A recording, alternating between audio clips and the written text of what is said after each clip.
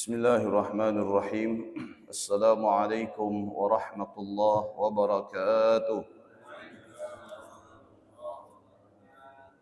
نويت التعلم والتعليم والإفادة والاستفادة والتذكر والتذكير والنفع والانتفاع والحث على التمسك بكتاب الله وسنة رسول الله والدلالة على الهدى والدعاء للخير. اللهم صل على سيدنا محمد الفاتح لما أغلق والخاتم لما سبق ناصر الحق بالحق الهادي إلى صراطك المستقيم وعلى آله وصحبه حق قدره ومقداره العظيم. سبحانك لا علم لنا إلا ما علمتنا إنك أنت العليم الحكيم. رب اشرح لي صدري ويسر لي أمري واحلل عقدة من لساني يفقه قولي. صلى الله على سيدنا محمد وعلى آله وصحبه وسلم. والحمد لله رب العالمين. الحمد لله رب العالمين. وبه نستعين على أمور الدنيا والدين. والصلاة والسلام على أشرف الأنبياء والمرسلين سيدنا محمد وعلى آله وصحبه أجمعين. قال المصنف رحمه الله ونفعنا وبعلومه في الدارين إلى أن قال.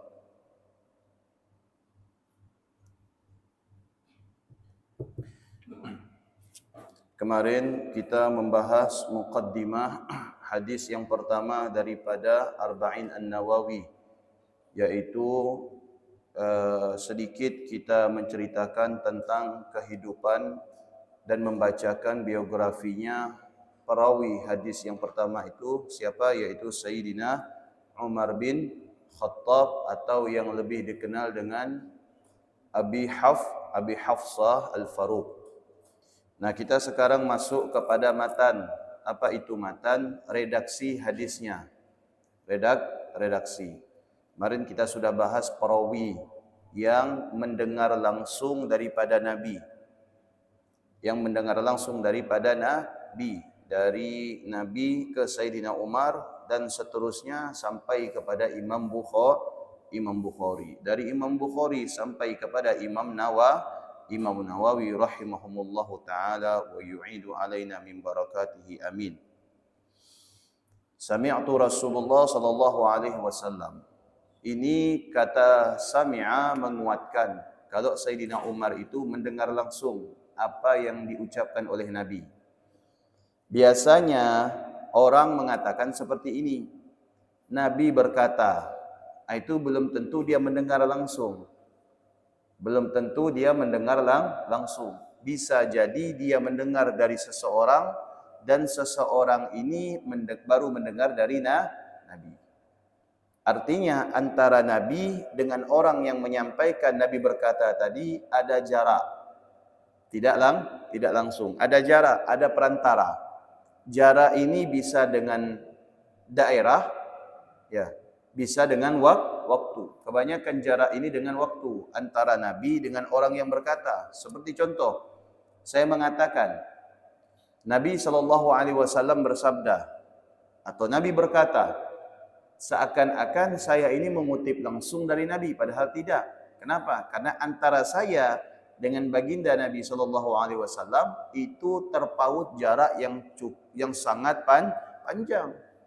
Berapa tahun? 14 abad. Tetapi kalau ada kalimat sami'tu, saya mendengar, nah berarti orang ini mendengar langsung kepada Nabi.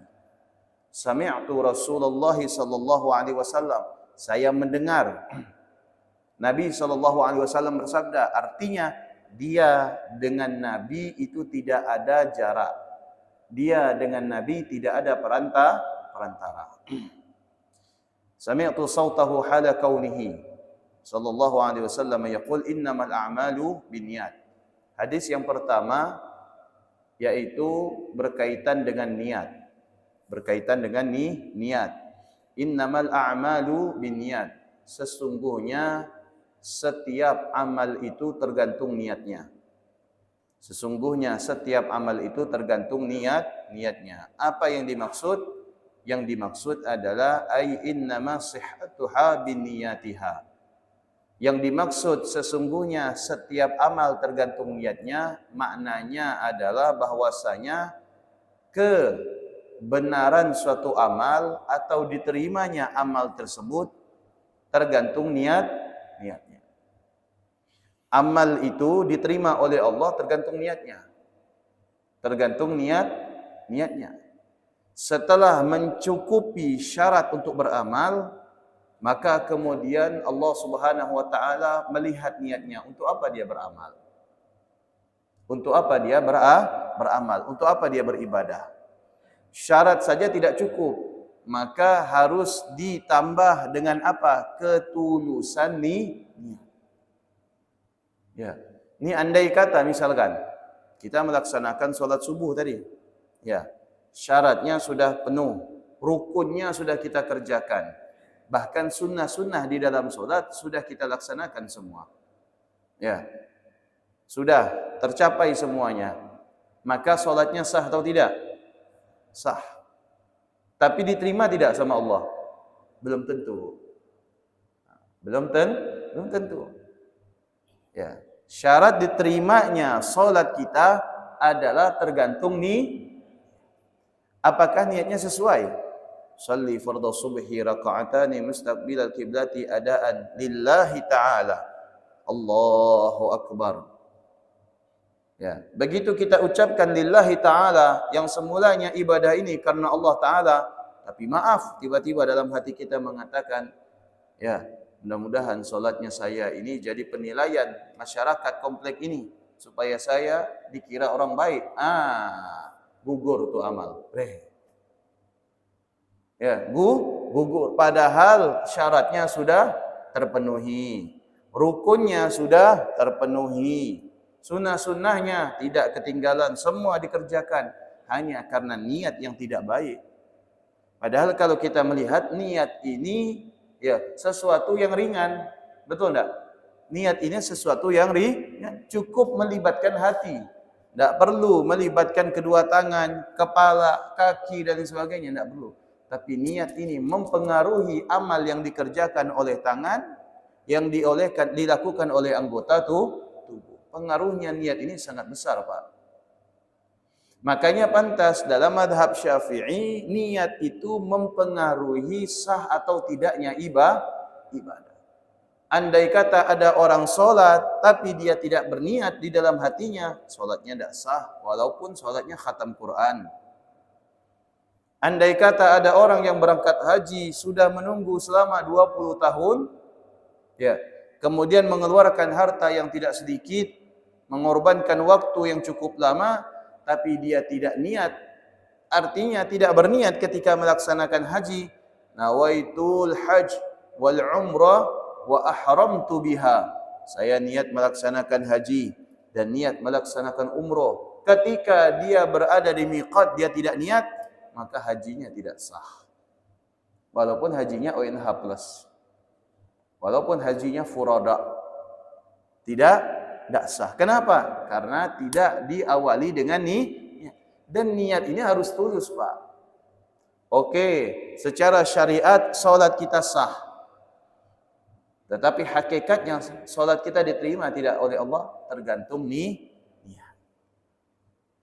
Apalagi maaf, orang yang tidak memperhatikan syarat dan rukun ibadah, kemudian dia nekat melakukan ibadah dan yakin solatnya diterima oleh Allah, itu jauh sekali, Pak. Ya, misalkan ada orang mau solat tapi dia tidak tahu wudu, tidak tahu caranya wudu.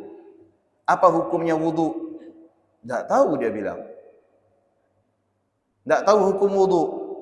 Kemudian wudu, anggota tubuh yang wajib dibasuh apa saja? Tidak tahu.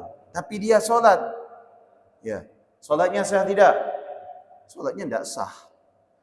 Orang tidak tahu hukum wudu, maaf, ditanya wudu apa hukumnya? Dia bilang apa? Boleh. Berarti dia tidak mengetahui hukum wudu, padahal wudu itu hukumnya wajib. Wudu itu hukumnya wajib. Ketika solat dia wajib untuk berwudu, maka wudunya tidak sah walaupun wudunya benar. Walaupun wudunya benar, walaupun dimulai dengan membasuh kedua tangan, kumur-kumur, kemudian memasukkan air ke hidung, membasuh wajah sampai kepada membasuh kaki, kemudian doa menghadap kiblat, tapi dia tidak tahu hukum wudu itu adalah wajib, maka wudunya tidak sah. Kemudian dia solat, dia melaksanakan solat. Dan dia tidak tahu solat itu hukumnya wajib. Atau dia tidak tahu rukun-rukun yang ada di dalam solat. Solatnya tidak sah. Kalau sudah tidak sah, apalagi diterima, sangat jauh. Apalagi untuk diterima, sangat jauh. Makanya dua hal ini penting. Yang pertama adalah niat yang kita perbaiki setiap ibadah. Yang kedua adalah kita harus memenuhi standar ibadah. Ya. That's why ya. Fala yasihhul amal biduni niyah. Tidak sah suatu amal apabila tidak dibarengi dengan niat. Dalam solat ya, urusan diterima hendaknya urusan Allah. Ya. Solat ya ikut imam, tapi dia tidak tahu bagaimana rukun solat dan tidak tahu macam mana mau berniat ketika akan solat. Solatnya tidak sah, apalagi diterima. Oh jauh. Tidak diterima oleh Allah. Jadi ini setidaknya meluruskan anggapan orang yang mengatakan, ya, niat itu tidak penting, yang penting kita mengerjakan. Salah. Syarat dan rukun itu tidak penting, yang penting niatnya betul. Juga salah. Salah. Pincang. Niatnya betul, tapi rukunnya tidak betul. Tidak sah. Ya. Rukunnya sudah betul, tapi niatnya tidak betul. Tidak diterima oleh Allah. Yang betul bagaimana? Niatnya baik, kemudian pelaksanaannya memenuhi syarat. Baru sah, kemudian kita serahkan kepada Allah, mudah-mudahan diterima. Wa qila la hajata ila taqdir hadzal mudhaf wa innama likulli imri'in ma nawa. Ya, tadi penjelasan tentang niat. Thumma innal hasra al-mustafad min innama aktsara la kulli qad yasihhu al-amal bila niyyah kal adan wal qira'ah wa ghusl mayt wa izalat najasah. Salat itu harus dengan niat, wudu harus dengan niat, zakat dengan niat, puasa dengan niat, haji umrah dengan niat. I'tikaf harus dengan niat. Sudah niat i'tikaf belum? Sudah niat i'tikaf? Niat i'tikaf, masuk masjid niat i'tikaf dalam hati. Saya niat i'tikaf di masjid ini karena Allah Ta'ala, supaya dapat pahala i'tikaf. Selain dapat pahala solat, dapat pahala majlis ta'lim, juga dapat niat i'tikaf. Kalau misalkan lupa Pak Ustaz, ingatnya ketika solat, boleh niat ketika solat, asalkan niatnya dalam hati. Ada hal-hal ibadah yang tidak memerlukan niat. Seperti apa? Seperti adzan. Adzan. Adzan itu apa hukumnya? Sunnah. Adzan itu sunnah. Baik solat dalam keadaan berjamaah atau solat dalam keadaan sendiri. Iqamah itu sunnah. Adzan tidak perlu niat. Jangan ente niat nanti sebelum azan. Saya niat azan karena Allah Ta'ala. Allahu Akbar. Tak perlu niat. Sudah langsung azan. Langsung azan. Wal qira'ah misalkan. Misalkan kita baca-baca buku. Itu tak perlu niat. Wa ghuslul mayyit. Mandikan jenazah. Tidak perlu niat. Karena niat ketika mandikan jenazah itu hukumnya sunnah. Yang wajib itu niat ketika kita mandi hadas besar. Mandi wajib, itu kita wajib niat. Tapi kalau mandikan jenazah, tidak perlu niat. Dan tak perlu, jenazahnya disuruh berniat. Nanti begitu mandi jenazah disuruh berniat. Niat kau. Nanti niat pula jenazahnya, kabur semua orang. Tidak perlu. Wa izalatun najasah, dan menghilangkan najis. Itu tidak perlu niat. Amal-amal yang tidak perlu niat. Wa innama likulli imri'in ma nawah. Karena sesungguhnya setiap orang itu tergantung dengan apa yang dia niatkan. Kita semua ini tergantung niat kita masing-masing. Saya tidak tahu niat Bapak, Bapak juga tidak tahu niat saya. Tapi kita berharap mudah-mudahan semua niat kita ini sama-sama ingin mendapatkan keridhaan Allah Subhanahu wa ta'ala. Ai insan ma nawa ay jaza ma nawahu fi amalihi min khairin aw syarrin. Kenapa kita dianjurkan untuk berniat? Apalagi khususnya dalam hal-hal yang baik. Kata beliau dalam menjelaskan hadis ini, sesungguhnya Allah Subhanahu wa taala melihat niat seseorang. Andai kata niatnya baik, maka dia akan mendapatkan pahala. Andai kata niatnya itu adalah baik, maka dia akan mendapatkan pahala. Niat baik saja kita sudah dapat pahala, apalagi mengamalkan yang baik disertai dengan amalan. Niat baik sudah dapat pahala, terus niat ini terrealisasi, bisa kita laksanakan, berarti pahalanya double. Ini contoh, misalkan habis ini saya mau sedekah, keluar dari masjid saya mau sedekah, saya mau beli jajanan, ini jajan nanti saya sedekahkan kepada jamaah masjid. Niat dia habis pengajian nih, ambil uang ke rumah, ya, kemudian dia belikan kue dan dia sedekahkan kepada jamaah masjid, dapat pahala. Begitu sampai di rumah, ya, begitu sampai di rumah sakit perut. Misalkan pulang dari masjid sampai rumah, yang semulanya mau beli kue sakit perut, akhirnya tidak jadi.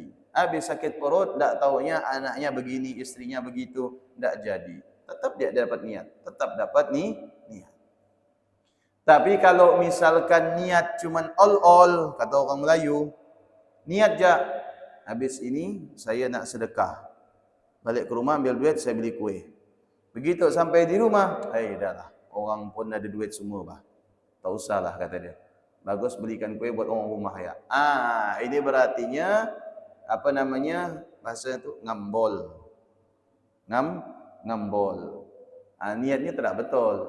Ya, berarti dia menipu dirinya dengan niat. Niat itu seperti tadi, Pak. Kita berniat untuk melakukan sesuatu. Ya, begitu kita tidak mampu untuk melaksanakannya, maka kemudian niat tadi dihitung ibadah dapat pahala.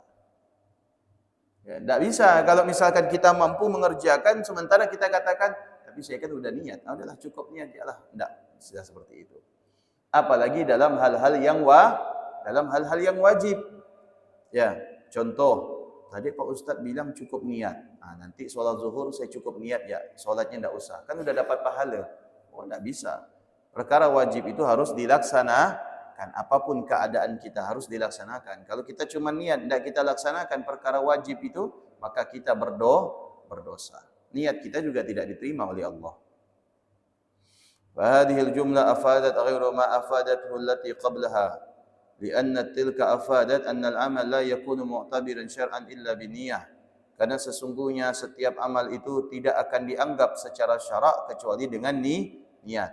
Solat tidak akan dianggap solat kecuali dengan niat. Puasa, zakat, haji, umroh dan lain sebagainya. Wa hadhihi afadat anna al-insan ya'udu alaihi min naf'i amalihi wa dararuhu bihasabi niyati. Karena sesungguhnya ya manfaatnya suatu amal akan kembali kepada siapa? Kembali kepada Allah, manfaatnya bukan, tapi kepada kita yang mengamalkan. Keuntungan di sini bukan untuk Allah, tapi untuk kita yang mengamalkan. Wa dararuhu bihasbihi niyati, tapi sebaliknya yang mencelakakan kita juga apa? Karena salah dalam berniat. Begitu salah dalam berniat, ya, walaupun amalnya itu bermanfaat, seperti apa tadi? Sedekah. Tapi niatnya salah, maka yang celakanya itu akan kembali ke kita. Sedekah yang kita keluarkan tidak diterima oleh Allah, walaupun itu manfaat. Sedekah yang kita keluarkan kepada orang bermanfaat. Dengan sedekah itu orang bisa makan, betul tidak? Dengan sedekah itu orang terbantu. Dengan sedekah itu orang mereka mendapatkan jalan keluar dari masalahnya. Tapi karena niat kita yang tidak baik, bisa jadi sedekah itu manfaat untuk orang lain, tapi tidak ada manfaatnya untuk kita. Justru di mata Allah Subhanahu wa taala, sedekah yang kita keluarkan itu tidak akan diberikan pahala. Sayang. Kama haka anna akhwain kana ahaduhuma 'abidan wal akhar 'asiyan. Qila innaha tufidu takhsisul alfaz bin niyyah fi az-zamani wal makan wa in lam yakun fil lafzi ma yuqtada dhalik kaman halafa la yadkhul daru fulan wa arada fi syahri kada aw sana'u kada. Ada juga niat itu sekalipun dia berniat tidak dianggap. Ada niat sekalipun dia berniat tapi niatnya tidak dianggap. Seperti apa? Niat untuk melakukan kejelekan.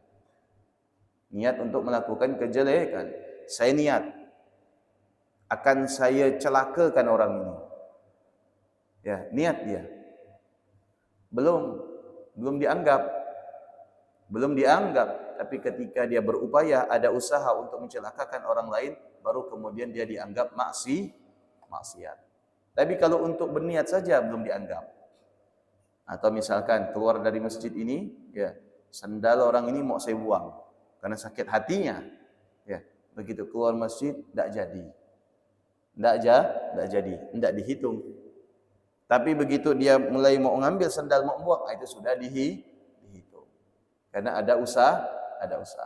Berbeda dengan niat baik. Niat baik kalau kita tidak mampu melakukannya tapi sudah mampu dengan niat baik, maka sudah dihitung pahala. Itu bedanya niat baik dan niat buruk.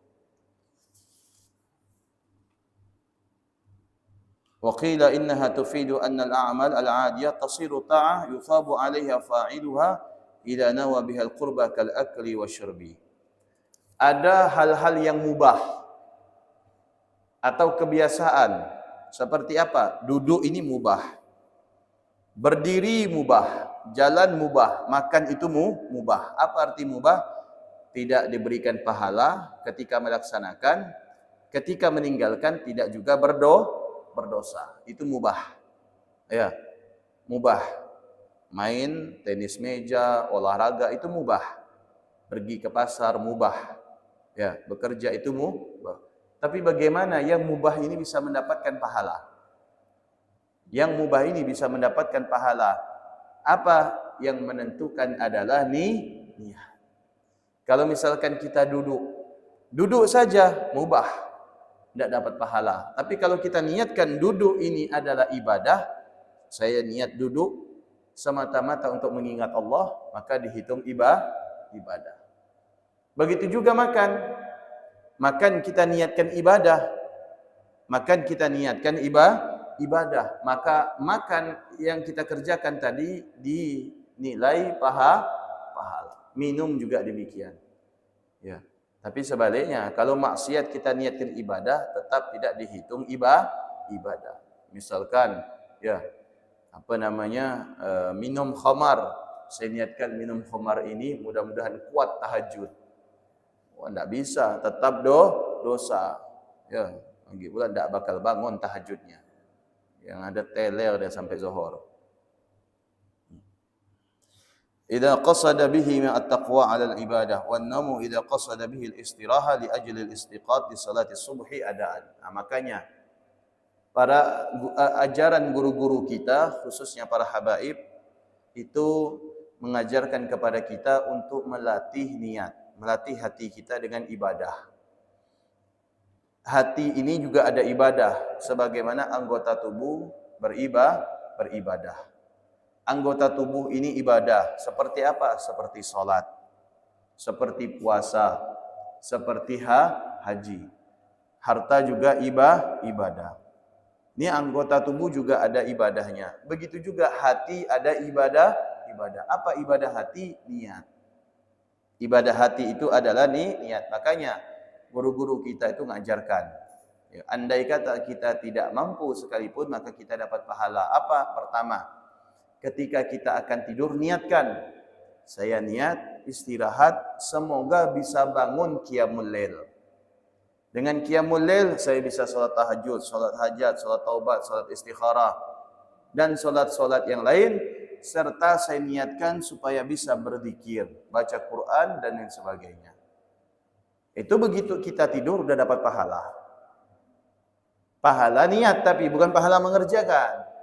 Sempurnanya lagi kalau kita bangun dan mengerjakan, itu pahalanya double. Niat saja dulu.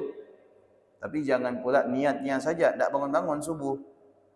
Ya, begitu jam 4:10 sadar dengar azan dari masjid fastabiqul khairat. Allahu akbar, Allahu akbar. Bangun. Sudah cukup niat, tidur lagi. Tidak dapat. Tidak dapat. Kenapa? Karena dia ada kemampuan untuk melaksanakan. Tidak cukup dengan niat. Banyak orang yang tertipu dengan hadis niat ya semacam ini. Saya sudah cukup niat Pak Ustaz. Kenapa tidak berangkat haji? Ya, padahal mampu, mobil ada, rumah pribadi, ya, badan sehat, kenapa tidak berangkat haji? Udah niat sih Pak Ustaz, udah daftar, belum, kenapa? Belum mantap hati ini. Oh, tidak bisa. Tidak cukup dengan niat, harus dilaksanakan. Kenapa? Karena secara syarat dan secara kewajiban itu sudah mencukup. Harta ada, badan sehat, kuat. Apalagi yang menghalangi? Tidak ada yang menghalangi. Maka cepat laksanakan ibadah haji. Jangan ditunda, jangan mengatakan belum tergerak hati. Ya, jangan nunggu tergerak hati, nanti digerakkan sama malaikat Israel. Ya, ketimbang kita mati dulu. Laksanakan haji. Apalagi di zaman sekarang ini, ya peluang haji di negara kita itu semakin kecil, betul enggak? Semakin kecil. Macam mana nak daftar Pak Ustaz? Berangkatnya 20-30 tahun lagi. Daftar dulu, niat dulu. Berangkat atau tidaknya itu ketentuan Allah. Andai kata Bapak meninggal dulu, belum berangkat haji, tapi sudah daftar, Bapak sudah dapat pahala haji. Karena ada usaha untuk melaksanakan ibadah haji. Ini yang salah cuma niat. Duit ada, ya. Duit ada, ya. Kesehatan ada, waktu ada, ya. Tapi tidak didukung dengan apa? Dengan semangat, hanya cukup niat. Akhirnya tidak mendapatkan pahala dan tergolong orang yang sudah meninggalkan kewajiban. Ya, zaman sekarang banyak. Nah, jadi kemarin saya ketemu jamaah pengajian, Masya Allah, usahanya sukses. Mobilnya 3. Mobil 3. Ya, dari mobil antik sampai mobil keren itu ada. Saya tanya, Pak, sudah berangkat haji? Cerita haji waktu itu. Oh, belum Pak Ustadz katanya. Belum siap. Belum siap apanya, Pak? Sudah niat sih Pak Ustadz, tapi belum siap. Belum siap apanya? Dananya. Iya Pak Ustadz. Ini mobil 3 Pak? Oh, ini mobil untuk anak saya nanti Pak Ustadz. Untuk anaknya sudah dipikirkan nanti. Padahal anaknya masih sekolah. Anaknya masih SD. Sudah disiapkan mobil. Sementara untuk dirinya tidak disiapkan. Tertipu tidak kira-kira begini Pak? Tertipu. Jangan kita memikirkan sesuatu yang memang belum siap untuk diberikan kepada anak kita.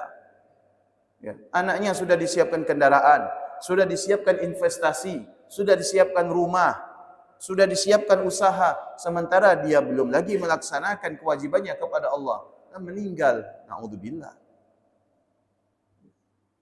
Kewajiban kita tunaikan dulu. Saya tanya, anak bapak sudah disekolahkan? Sudah Pak Ustadz. Diberi nafkah? Jelas Pak Ustadz. Sudah cukup.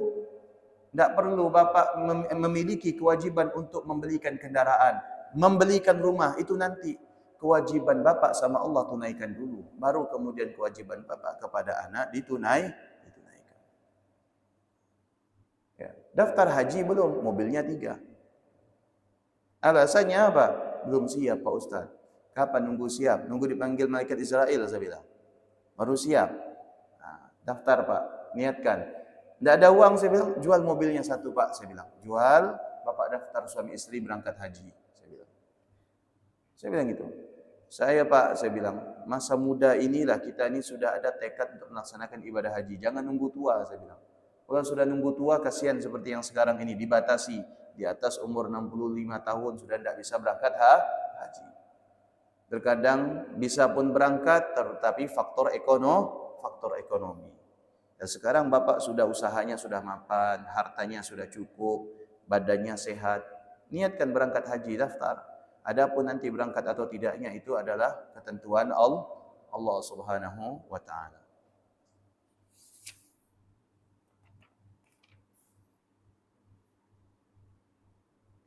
وقيل إنها تدل على أن من نوى شيئا يحصل له وإن لم يعمله لمانع شرعي كمرض تخليف عن الجماعة وكان قصده فعله لولا المرض.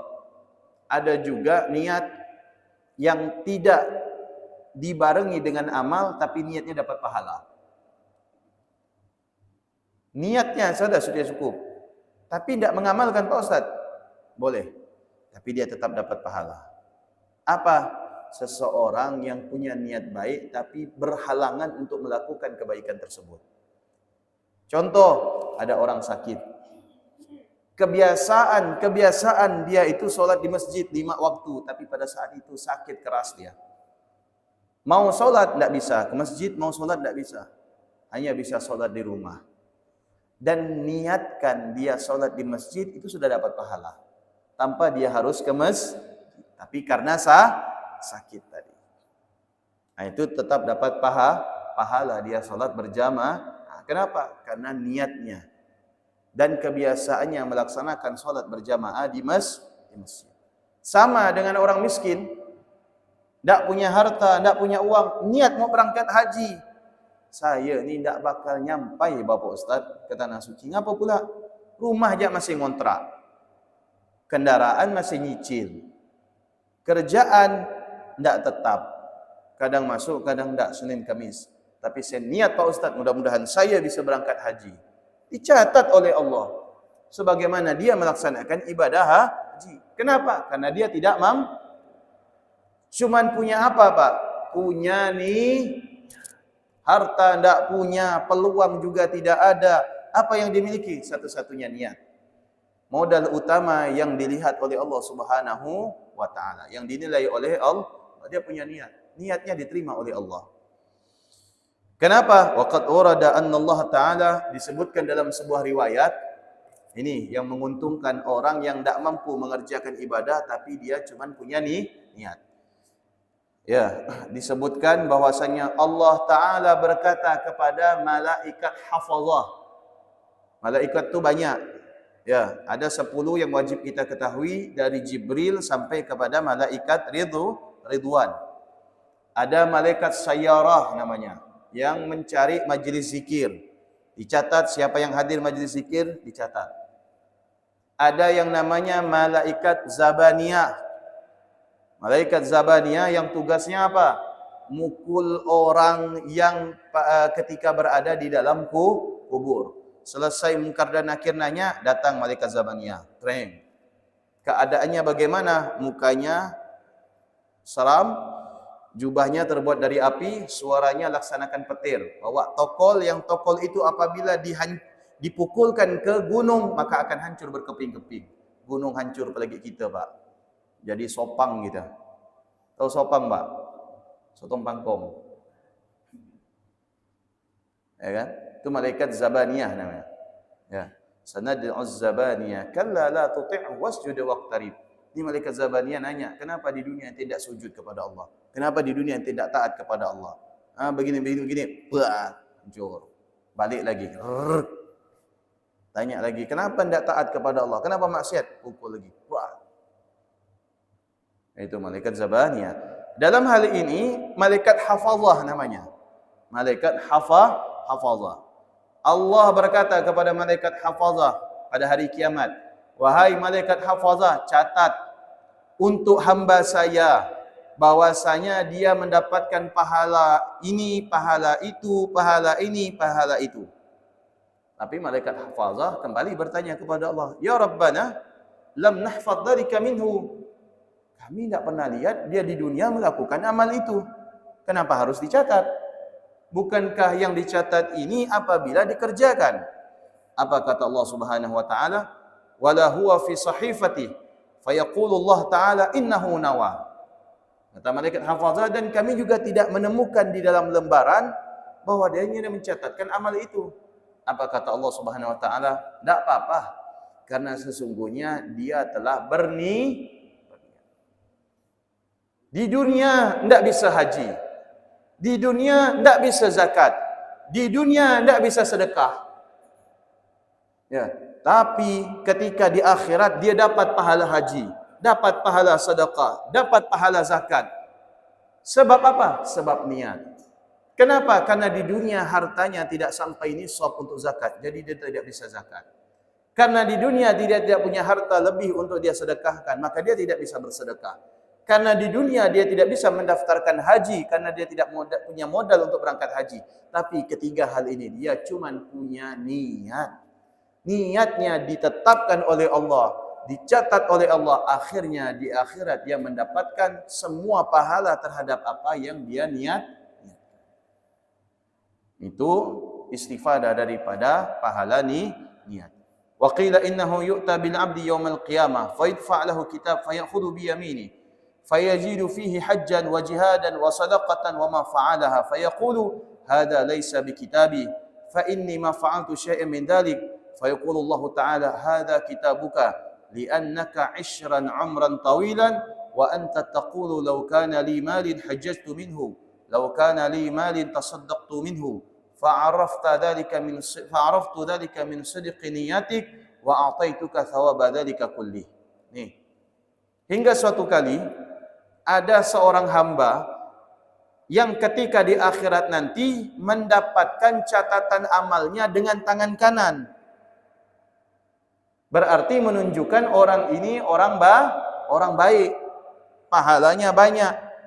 Maka dia menerima catatan amalnya dengan tangan kanan. Tapi orang ini merasa kok bisa saya orang ini merasa kenapa saya bisa mendapatkan catatan amal dengan tangan kanan padahal ibadah saya sedikit di dunia. Dibuka catatan amal itu ada pahala haji, ada pahala sedekah, ada pahala zakat, ada pahala jihad fi sabilillah. Padahal keempat hal ini tidak pernah dia lakukan di dunia. Nah, kok bisa? Kemudian dia bertanya kepada Allah, ya Allah, seingat-ingat saya tidak pernah saya berjihad di jalan Allah. Seingat-ingat saya tidak pernah saya ini melaksanakan haji atau umrah. Seingat-ingat saya tidak pernah mengeluarkan zakat dan tidak pernah juga bersedekah. Lalu kenapa empat hal ini ada di catatan amal saya sehingga saya menerima catatan amal ini dengan tangan kanan? Apa kata Allah Subhanahu wa taala? Maka kemudian Allah taala berkata kepada orang tersebut, "Hadza kitabuka." Sesungguhnya ini catatan amalmu, li'anna 'ishta 'umran tawilan. Engkau saya berikan kesempatan hidup yang cukup lama, artinya umurnya panjang. Kalau sudah 63 itu berarti umur panjang. Di bawah 63 berarti umur pendek. Ya, umur rata-rata manusia itu 63, apalagi lebih, itu sudah sangat panjang. Engkau hidup dengan umur yang sangat panjang, dengan masa yang sangat lama. Kemudian ketika di dalam kehidupanmu yang penuh dengan kekurangan itu, engkau berniat, ya Allah, andai kata saya bisa berhaji, ya Allah, andai kata saya bisa umroh, ya Allah, andai kata saya bisa mengeluarkan zakat, andai kata saya bisa berinfak dan bersedekah, andai kata saya berjihad di jalanmu, ya Allah. Kata Allah Subhanahu wa taala, saya melihat niat yang engkau utarakan itu dalam keadaan tulus dan ikhlas, maka semuanya saya abadikan dengan pahala dan engkau terima pahala tersebut di akhirat dan menjadikan engkau menerima catatan amalmu dengan tangan kananmu. Dan semuanya menghasilkan pahala. Sebab apa? Sebab Nah, diuntungkan lagi dengan apa? Dengan niat. Sekalipun dia tidak mampu melaksanakannya, maka diuntungkan dengan niat. Ini saya pengalaman pribadi, Pak. Tahun 2008 saya itu ngebet betul saya mau umroh. Ngebet betul saya mau umroh. Tahun 2008 itu lagi musim-musimnya BlackBerry. Betul enggak, Pak? Handphone BlackBerry. Ngebet saya mau umroh, tapi saya pengen BlackBerry. BlackBerry pada saat itu harganya jutaan. Ya sudahlah, saya bilang. Saya beli HP Cina dulu yang kayak BlackBerry. Bukan BlackBerry, tapi HP Cina yang kayak BlackBerry. Yang penting saya bilang dilihat orang dari jauh kayak BlackBerry. Sudah beli saya. Niat saya mau beli BlackBerry juga niat saya umroh. Dapat rezeki saya, Pak. Itu saya baru lulus pesantren tahun 2008. Selesai saya sarjana, orang tua saya meninggal, abah saya meninggal. Nah, itu yang menjadikan saya, tapi saya tidak menjadikan saya, ada hikmahnya insyaallah. Itu yang menjadikan saya itu mengurungkan niat saya untuk menyambung studi saya ke Yaman. Karena pada saat itu saya sudah menyerahkan paspor. Ya, berangkat. Begitu ayah saya meninggal, paspornya saya tarik. Ya, paspornya saya tarik. Karena tidak ada dana juga saya berangkat. Saya tergantung dengan ayah saya. Tapi la haula wala quwata illa billah, semuanya kehendak Allah. Begitu saya selesai wisuda, ya, setelah ayah saya meninggal, begitu saya selesai khidmah ngabdi saya kepada pondok, Allah mudahkan itu semua untuk saya dapatkan. Saya bisa beli HP BlackBerry, saya bisa umroh 2 kali. Saya bisa umroh 2 kali saya umroh. Ya. Niat saya, apalagi doa itu saya panjatkan ketika Ramadan. Begitu Ramadan, ya, setiap habis tarawih saya niat, ya Allah, mudah-mudahan tahun ini Engkau panggil saya ke tanah suci, saya bilang. Alhamdulillah sampai saya. Bekal saya umroh berapa? Cuma 1 juta. Tidak lebih. Tapi bisa dapat oleh-oleh 1 koper. Ya, gamis yang saya bawa 4 helai, kurma dan lain sebagainya. Semua adik-beradik saya belikan gamis. Ya, bawa uang cuma 1 juta. Barangkali Allah melihat pada saat itu niat saya itu tulus, benar-benar merindukan tanah suci. Akhirnya Allah mudahkan. Dan tidak sedikit orang yang mengalami apa yang saya alami. Tidak sedikit apa yang dialami oleh saya juga dialami oleh orang lain. Berkat apa? Ketulusan niat. Jadi niat ini memang hal yang ringan. Nampak enggak niat itu, Pak? Enggak nampak. Tidak seperti sholat, enggak seperti puasa, enggak seperti zakat. Niat itu enggak nampak. Ringan tidak niat? Ringan. Tapi resikonya berat. Maka jangan macam-macam dengan niat. Jangan kita bermain-main dengan niat. Ya. Maka oleh karena itu sampai Allah mengatakan di dalam Al-Qur'an, ya. Wa'budullaha wa la tusyriku bihi syai'an wa bil walidaini ihsan. Kemudian dikatakan di dalam ayat mukhlishina lahuddin walau karihal kafirun. Sesungguhnya yang menjadikan ibadah kita diterima oleh Allah Subhanahu wa taala selain syarat yang memenuhi itu adalah niat. Karena sesungguhnya tidaklah ibadah kita itu diterima oleh Allah melainkan dengan niat yang tulus. Mudah-mudahan Allah Subhanahu wa taala memberikan kepada kita niat yang tulus, yang ikhlas, dan semoga Allah menjadikan niat kita semua kepada kebaikan tercapai dan dicatat oleh Allah Subhanahu wa taala sebagai ibadah. Amin ya rabbal alamin. Ada yang mau ditanyakan? Waalaikumsalam warahmatullahi wabarakatuh.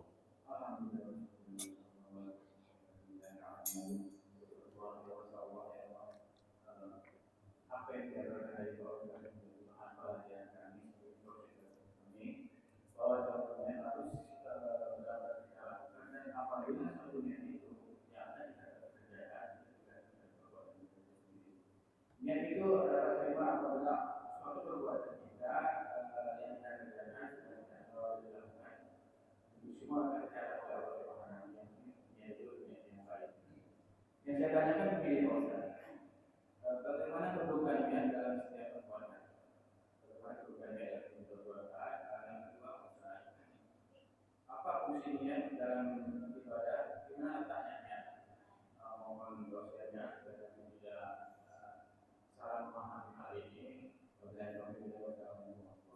Waalaikumsalam warahmatullahi wabarakatuh. Fungsi niat di dalam ibadah adalah fungsinya menjadi faktor penentu ibadah. Jadi suatu ibadah itu ditentukan dengan niat. Makanya dikatakan dalam sebuah riwayat, innallaha la yanzuru ila suwarikum wala thiyabikum. Sesungguhnya Allah tidak melihat rupa kalian, tidak melihat penampilan kalian. Wa innama yanzuru ila qulubikum wa a'malikum. Sesungguhnya yang dinilai oleh Allah adalah niat dan kemudian amal. Walakin yanzuru ila qulubikum wa a'malikum. Akan tetapi yang dilihat oleh Allah adalah hati. Hati di sini berarti tempatnya niat. Yang dinilai, yang dilihat oleh Allah, yang ditentukan oleh Allah adalah niat, baru kemudian dilihat oleh Allah adalah amal. Nah, niat ini menjadi faktor utama penentu amal itu diterima atau tidak. Jadi kalau niatnya baik, ya, kemudian amal tadi memenuhi syarat amal seperti solat, memenuhi syarat solat, memenuhi syarat ibadah, maka kemudian amal itu diterima. Tapi kalau misalkan tidak memenuhi, tidak diterima oleh Allah Subhanahu wa taala. Saya kasih contoh. Ada orang solat. Orang solat niatnya betul. Syaratnya terpenuhi, rukun-rukun dikerjakan, tapi pakaiannya dapat hasil curi. Jubahnya ngambil di toko, ngembat, dipakai buat sholat, tapi sholatnya sudah betul, niat yang dia baca betul. Saya niat sholat subuh 2 rakaat karena Allah Ta'ala, Allahu Akbar, takbiratul ihram, rukun, fatihah, rukun, dan rukun-rukun yang lain dikerjakan. Assalamualaikum warahmatullahi wabarakatuh. Selesai sholatnya. Sholatnya sah tidak? Sah. Diterima sama Allah? Tidak. Ya, karena itu tadi. Dengan hal yang haram. Nah, itu yang menjadi penentu. Kemudian niat itu di mana tempatnya? Niat itu adalah amal ibadah hati. Tempatnya di hati. Ya, wa mahalluha fil qalbi. Niat itu tempatnya di dalam hati.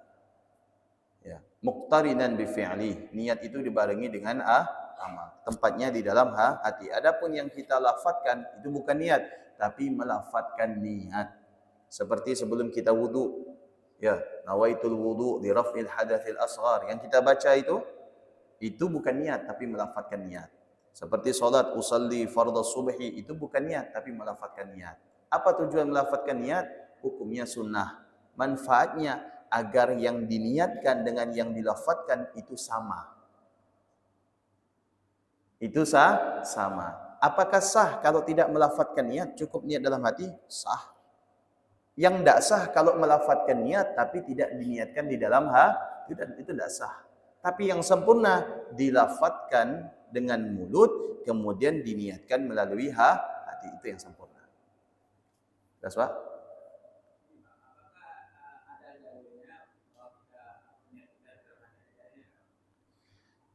Ya itu tadi innamal a'malu binniyat. Ya itu dalilnya. Makanya Imam Syafi'i menjadikan niat itu rukun ibadah karena istidlal mengambil dalil dari hadis ini. Mengambil hadis dalil dari ini.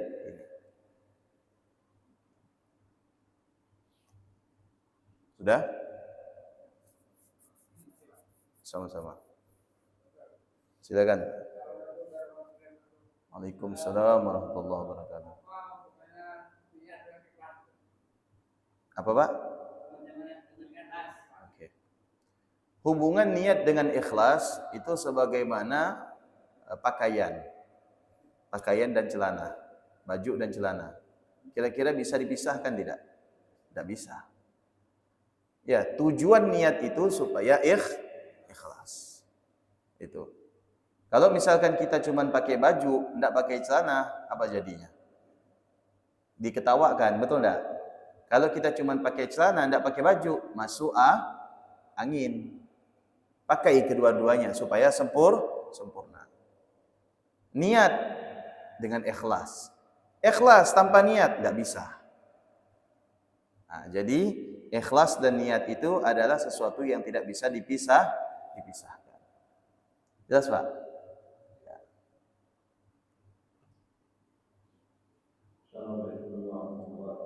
Waalaikumsalam warahmatullahi wabarakatuh.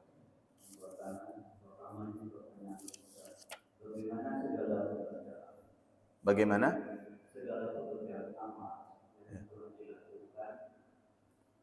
Yang sebelumnya tidak dengan disertai dengan baik yang wajib tentunya. Oke. Tidak mengetahui itu, tapi udah dikerjakan. Baik yang wajib maupun yang sunnah, tapi kalau yang sunnah diproses tidak jelas.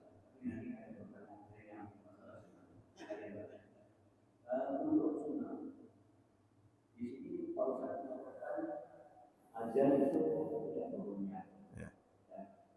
Tapi kan ajar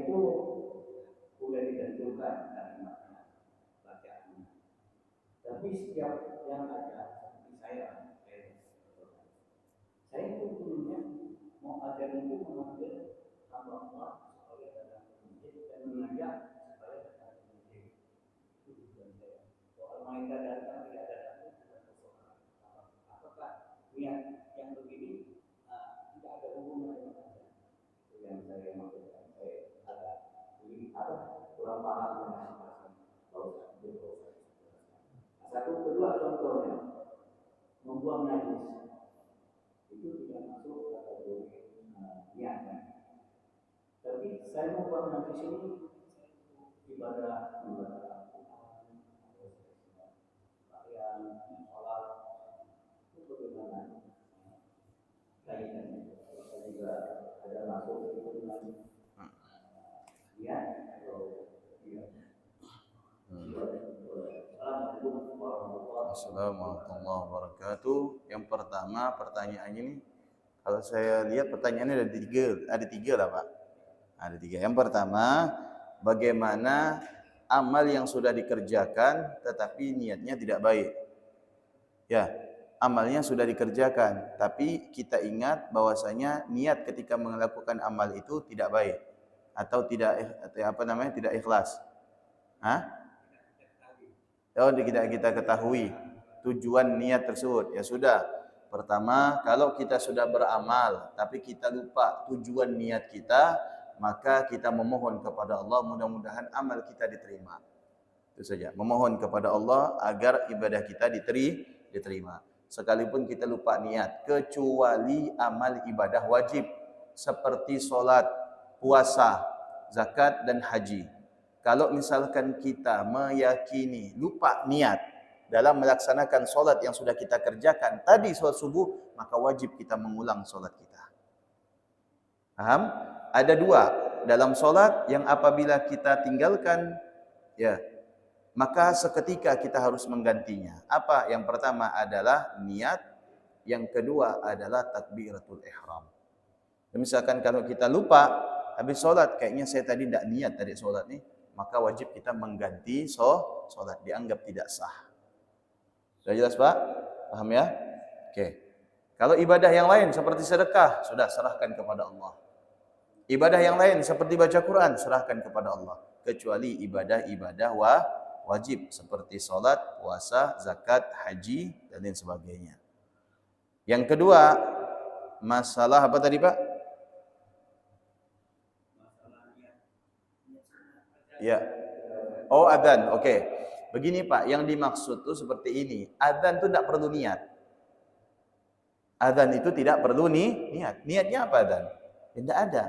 Tapi tujuan saya untuk memanggil orang. Ya memang fungsinya azan itu memanggil orang untuk melaksanakan sholat. Atau memberitahu kepada orang lain masuknya waktu sholat. Dibutuhkan niat? Tidak perlu Pak. Tapi kalau misalkan Bapak, saya niat mudah-mudahan dengan azan saya ini orang datang ke masjid. Bapak tanpa niat pun dengan azan itu bakal ada orang yang ke masjid. Karena tujuan daripada azan itu ya memberitahukan kepada orang lain bahwasanya sudah masuk waktu sholat. Tujuan iqamah itu memberitahukan kepada orang yang sudah mengetahui masuknya adzan bahwasanya sholat akan dilaksanakan. Nah itu, sekalipun tanpa niat tetap sah. Jelas Pak? Kemudian menghilangkan najis, memang tidak diperlukan dengan niat. Karena tujuan kita menghilangkan najis supaya suci. Supaya suci dan bersih. Jadi tidak perlu niat untuk membersihkan membersihkan najis. Dan begitu juga istinja. Istinja tidak perlu niat. Saya niat istinja karena Allah Ta'ala. Tidak perlu. Ya kenapa? Maaf. Karena ini berkaitan dengan kotoran. Nah, andai kata misalkan kita istinja, niat, nyebut nama Allah. Sebagian para ulama mengatakan haram. Kenapa? Karena istinja itu berbaur dengan kotoran. Kotoran tidak? Ya kotoran. Kita kaitkan dengan nama Allah itu tidak pantas. Makanya ketika masuk WC, doa yang dibaca sebelum apa di dalam? Sebelum. Padahal ketika kita masuk ke dalam WC, belum tentu kita buang hajat. Tapi ketika kita menyebut nama Allah di dalamnya, dan kita tahu ini dilarang, itu sudah jatuh haram. Kenapa? Karena menempatkan nama Allah yang suci di tempat yang kotor. Jelas Pak? Paham Pak ya? Nah, jadi membersihkan najis tidak perlu niat. Makanya saya bilang, memandikan jenazah tidak perlu niat. Karena mandi itu sudah masuk daripada rukun fardu kifayah. Mandi itu masuk rukun fardu kifayah. Sedangkan rukun mandi jenazah itu bukan niat. Rukunnya apa? Menyiramkan air ke tubuh jenazah. Tapi berbeda dengan kita yang masih hidup. Ketika kita mandi hadas besar, mandi junub misalkan, diperlukan dengan niat. Diperlukan dengan niat. Jelas Pak? Cebok tidak perlu niat. Makanya saya bilang istinja tidak perlu niat. Istinja itu, saya pengajar fikih di sini. Ustaz Nuh kan? Istinja itu secara bahasa artinya al-qat'u, menghilangkan. Menghilangkan najis yang menempel di kemaluan, itu sudah cukup istinja tanpa niat. Arti secara syarak, definisi daripada istinja, menghilangkan sesuatu yang keluar dari salah satu kemaluan. Ada berapa kemaluan kita? Ada dua, kemaluan depan, kemaluan belakang. Menghilangkan sesuatu yang keluar dari kemaluan, maka hukumnya istinja. Dinamakan istinja. Hukumnya apa? Wajib. Tidak disunahkan istinja, wajib istinja. Dan istinja ini ada hukumnya, ada wajib, ada sunnah, ada mubah, ada makruh, ada haram. Hukum wajib istinja kalau yang keluar dari kemaluan sesuatu yang basah. Wajib kita istinja. Kalau tidak istinja, dosa kita. Sudah? Sunnah kalau yang keluar dari kemaluan itu adalah sesuatu yang kering. Keluarnya kering. Keluarnya kering. Seperti apa? Misalkan kelereng yang keluar. Kotek kata dia. Sunnah istinja. Dilihat benar-benar kering tak? Kalau ada basahnya, wajib dia istinja. Apalagi yang keluar itu jelas kotoran. Walaupun kering, tetap wajib istinja. Yang ketiga, mubah. Kalau yang keluar itu keringat. Keluar keringat dari kemaluan, istinja, mubah hukumnya, boleh. Yang keempat, makruh. Kalau yang keluar itu angin. Tiap kentut dia istinja, kentut dia istinja, makruh. Buang air namanya itu. Yang kelima, haram. Istinja apa? Istinja pakai air tetangga tak kabar-kabar. Istinja pakai air tetangga tak ada berkabar, tak ada izin. Itu haram hukumnya. Jelas ya? Paham ya? Nah. Oh, istinja di masjid ya tidak masalah. Karena airnya kan termasuk air sumbangan, bukan milik pribadi. Ya, yang tidak boleh itu kalau kita mandi junub di sini. Tapi begini ya. Di fikih itu dibahas, air ini wakaf atau tidak? Karena umumnya di sana air itu wakaf. Tapi kalau di sini wakaf atau tidak? Kalau wakaf itu ada ikrarnya. Ada rukun wakafnya. Rukun wakaf itu dia ada ikrar. Misalkan saya bawa air, saya bilang, saya bayar air tiap bulan untuk masjid, saya nanggung. Dan saya wakafkan air ini untuk orang ambil wudu. Orang mandi haram hukumnya. Karena hanya diperuntukkan untuk wudu. Itu yang diberlaku di Jawa. Makanya di Jawa itu ditulis dilarang mandi.